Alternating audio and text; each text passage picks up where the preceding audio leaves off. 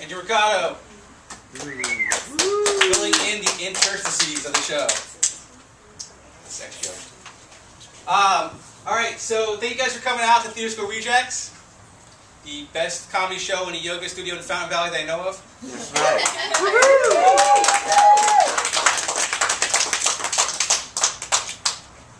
So, life has gotten weird for me now that I'm in a relationship, which is just very, very confusing because I'm the ugliest orc in Middle Earth. And just don't belong in a relationship, but there you go. But it's good because she tolerates me. And, you know, we have these conversations. Like when I say something to piss her off, she said, "You're lucky you're cute." And I said, "You're lucky you're blind." And she goes, "Don't judge me. Maybe I like orcs." Right? Because we sort of, like, cause she was like born and bred and raised on like noir movies from the 30s, and that's like what shaped half of my personality, reading like Raymond Chandler. And so like we have these conversations that are half sappy and sweet and half like hostage negotiations. What do you mean by that? Explain! I love you so much. That's communication, guys.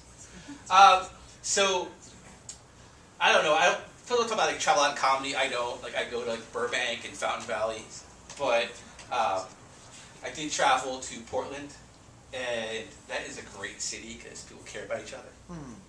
And I was coming back to LA, and they said, you know, the guy asked me, like, "Where you going?" And I said, "LA." And he said, "Why?" And I go, "Because I'm dead inside." And he goes, "Do you have to be?" Because in Portland, they want to know, they want details. And I said, "It helps." I mean, I'm sure you cannot be dead inside and live here, but I haven't met anyone working that strategy. Everyone I know is just cold, dead souls. But, you know, hey, not you guys. Not a yoga studio, right? Or not. But, so then after that, I was happy with that. I was really happy with that for about 5 minutes. Because, you know, when you're a comic, all you care about is making people laugh. Because that's like social interaction. That's like the substitute for the connection other people have in their lives. And I realized what the fuck I said. I realized I'm at an airport, and I'm like, I don't give a shit if I live or die. Give me my ticket. That's not good. No, I might as well just say, "Hi, I'm a terrorist." But, you know, I got away with it because apparently I'm white. So, but I got to the, you know, what I like to call the cancer machines. And just those giant freaking x-rays. It's just mega x-rays, like, you know, larger than the other ones. And I'm not concerned about anyone seeing me nude. That's up on YouTube. But, like, I am definitely concerned because, like, unlike some comics who have more pros and cons for suicide, I am trying to avoid the death issue for reasons I won't get into. But, like, I don't want to deal with the afterlife or lack of them. So I'm trying to put that aside. So I'm like, okay, I don't want to deal with this. So what can I do instead?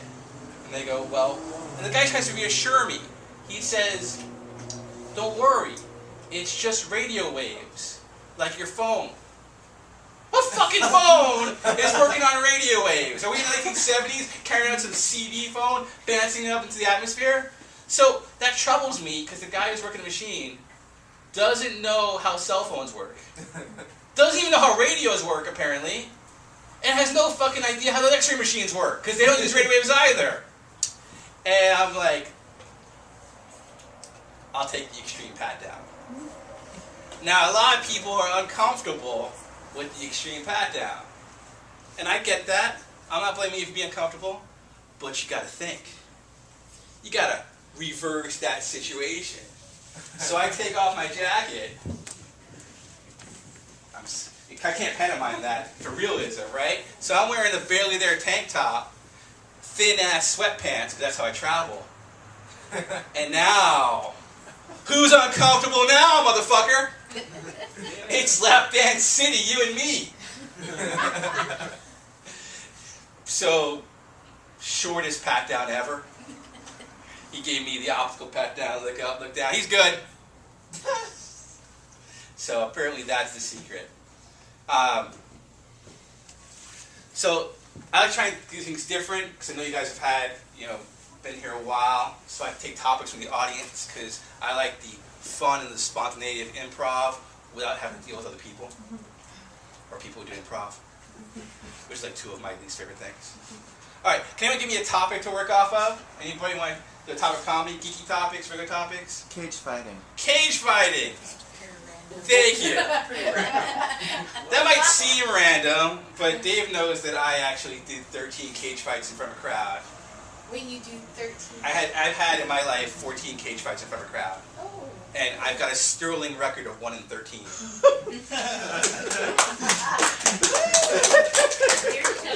It would have been a perfect record, but some fucker tapped out, so. No more than that. Oh, I get it. You've got all night.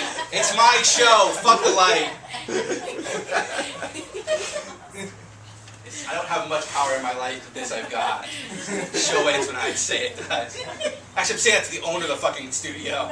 Show ends when I say it does, motherfucker! Anyway, so, yeah, and cage fighting is great because it's a fight in a chain link fence, which makes it better. And I actually had the experience of, like, being down on my knees and, like, putting my shoulder on some guy's torso and just ramming him up against the fence. Which would be better if it was like razor wire, but it's just a chain link fence. Still scratch you up pretty good.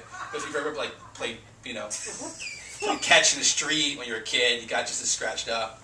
Anyway, but my claim to fame for cage fighting is that I was still in the fight while unconscious. Guy fucking knocked me out. Fight wasn't over till a minute later. I was in a chokehold and I didn't want to tap out, so I was trying to get out of it. But I wasn't that good. Witness my comment earlier about the guy who was like, don't break your neck like that. Different fight, different guy, same neck. That's right, Dave, same neck. That's how it's done. And, no flea. So, anyway, but the ref had seen me fight and seen me win my most recent fight. He was rooting for me. He's like, Doug's going to get out of this. He's going to do it, man. I'm fucking twitching. I don't know I'm twitching, but I had friends in the audience who told me. It was like, you were flailing around, spasming, and the other guy's like, ref, I think he's out. And the ref's like, no, give him a chance, man, he's gonna rally around. So, I mean, like, I'm sure lots of people have been knocked unconscious in a fight, but how many of you guys are still fighting while unconscious? Nobody. Still in the fucking fight for another minute. So the ref's like, I guess he's not gonna get out of this. Fine. And then he comes up to me, and I got no fucking memory of this because there's two kinds of chokes. It's informative. We just had TED Talk portion of this. There was obviously getting choked out by not having air coming in. You run out of air for about a minute, and you go out. But if there's an artery choke, it cuts the blood off to the cuts off the oxygen to the brain, and you shut down in about 8 seconds. But you don't have that. I can't breathe. Panic. You get a calm, relaxed state. It's actually really peaceful, they say. So I just was thinking I got all the time in the world, I'm relaxed, I'm a jiu-jitsu guy, and then that's all I remember. And the next thing I remember, as opposed to what people told me, is the ref looking down at me and going, are you okay? How many fingers am I holding up? And I'm like, I want to know what happened, because my head leaps to someone threw a beer ball and hit me in the back of the head, because I can't figure out what happened. And he goes, what happened? Never mind what happened, how many fingers? Fuck your fingers, what happened? Eventually I realized what happened. He was holding up 2 fingers. So that's my cage fighting story. Although I was in San Pedro and I was a fan favorite. Like these 2 little kids about 8 years old came up to me one time like, you're our favorite fighter. At that point my record was like 0-5. And at the time I thought, oh, that's inspirational. They believe in me. But now I'm thinking, maybe those kids were dicks. And they're like, look, he's up again. He's going to get the shit kicked out of him. This is so great, Dad. Thank you for taking us here. Any other topics? Any other topic? Is your yoga. Yoga. Because I'm a yoga guy. I don't know if you know, but I am deep into enlightenment. But like I like yoga because I mean like you're stretching and like that's probably useful. I mean I've got a really bad back myself, so the idea of flexibility is something that I've heard of. I'm like, it's weird when you've had back surgery. Like, I'll see an 80-year-old woman bend over and pick something up. I'm like, you're my fucking hero. The way you just did that, that's like a superpower. Like, when I see something on the floor, I've reached this policy. If I drop a bill, if it's not $20, I'm just walking by. Fuck it. Like, whoever gets it, they deserve it. They got that super bendy power. Some things you just can't do anymore, right? Yeah, that got real sad real quick. Let's try to liven up. So my friend, though, when you had a fusion surgery, they put dead matter. They put someone else's like spine stem inside, and then they put metal bits. And so my friend was like, "Doug, you're not crippled. You're a cyborg.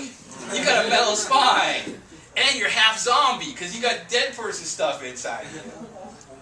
Or like necrophilic, because I think that's what happens when dead stuff is inside you, right? But anyway, we're back to the furry barbecue again. Is this fun for anybody else? I'm not checking for notes like some comics do. I just want to know how much time we've got. Because you guys want to get home, right? No. It's Saturday night in Fountain Valley. Lots to do. Anybody here live in Fountain Valley? Not anymore. Yeah, woo! Not anymore. Not anymore. I've been to your new house. Your fucking new house. No one knows where your new house is. The house is the door. Not looking for a dialogue here.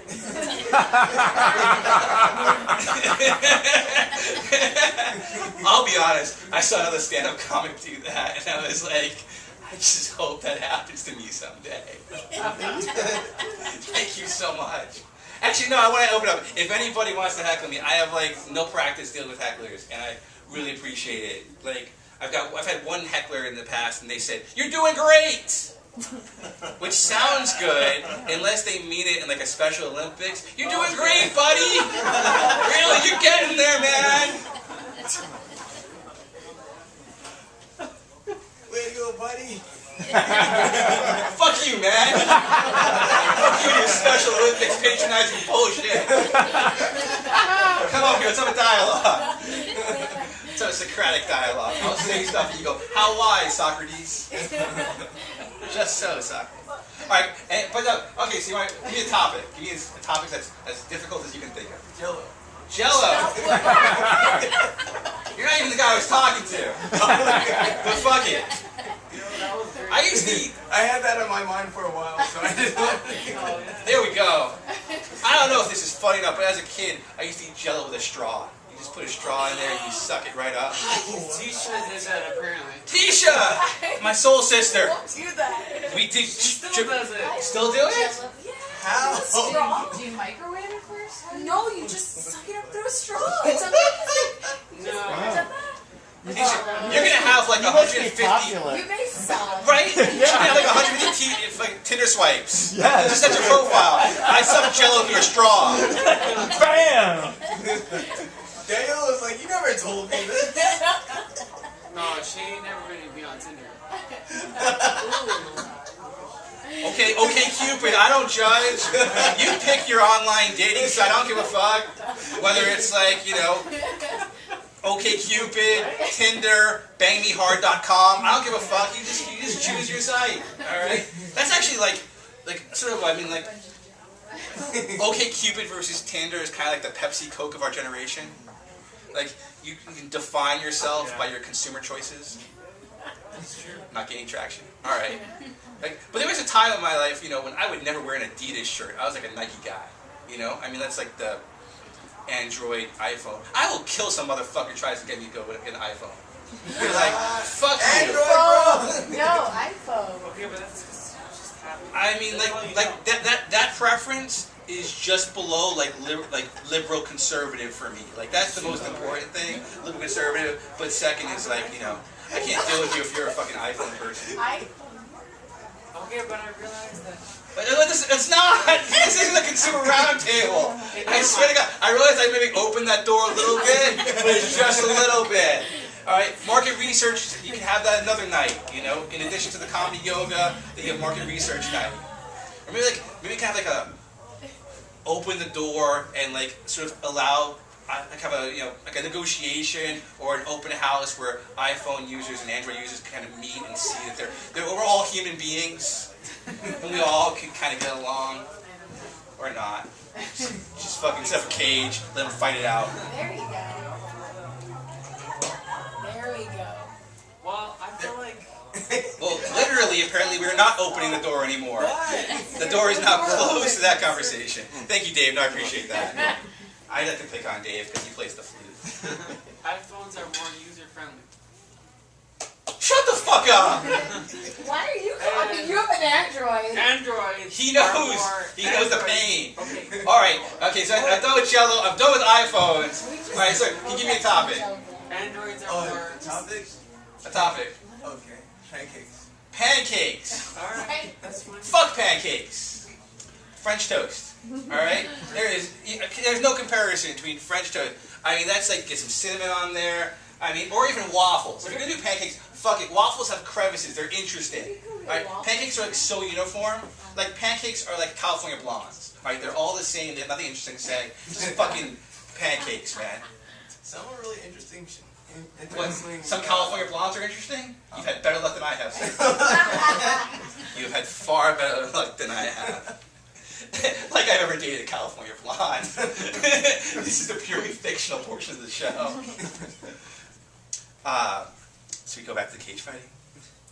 Mensa. Mensa, I don't want to talk about Mensa. Okay. Now I'll go back to the cage fighting. So my favorite moment of cage fighting was getting the living shit kicked out of me, because that happened a lot. But I fought the guy as a favor, because I already fought once and got beat the shit out of that night. And the guy's like, I got no one to fight. And they go, Doug will fight anybody. Because I was like Mikey, he'll eat anything. I was the Mikey of cage fighting. And the guy weighed about 25 pounds. And I'm like, all right. And he stood up with me. And I knocked him down to stand up. And I'm like, get the fuck up, man. I was like Muhammad Ali. He got up. Shot my leg, took me down, got on top of the mount, started raining down punches on my head. And my girlfriend was there and her dad. And her dad hated me because I was dating his daughter and she was 18. And I was not 18. So he hated me forever. But somehow, in that moment, seeing a guy raining down punches on my face and all the blood pooling out onto the floor, I could do no wrong after that. I became his, he almost adopted me. I was his favorite guy I ever dated a girl. And of course, like, I didn't know the blood all pooled out, but my girlfriend told me that they had to wipe it up with a mop after. And I am so proud of that. Not because of that, that's not why, that's a side effect. But I wouldn't tap out to punches, because I'm like, fuck punches, you can punch me all day. And the guy turned to his corner man and said, what do I do? He's not tapping out. He goes, just grab the arm and break it. So he went and took me an arm bar, and I tapped the fuck out. Because I'm dumb, but not crazy. Well, certain kind of crazy. So, and it's weird being in a relationship, because I've been single up until this point for like 3.5 years. And 3.5 years without sex, some people call that a slump. But I decided at my age, that's just a refractory period.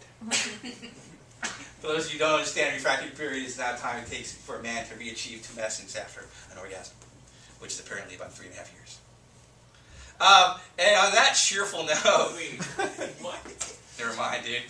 I'll explain it after the show. I'll get that after. Anyway, that's gonna be my time for the night. Thank you guys for coming out. Really appreciate it. Just go reach out.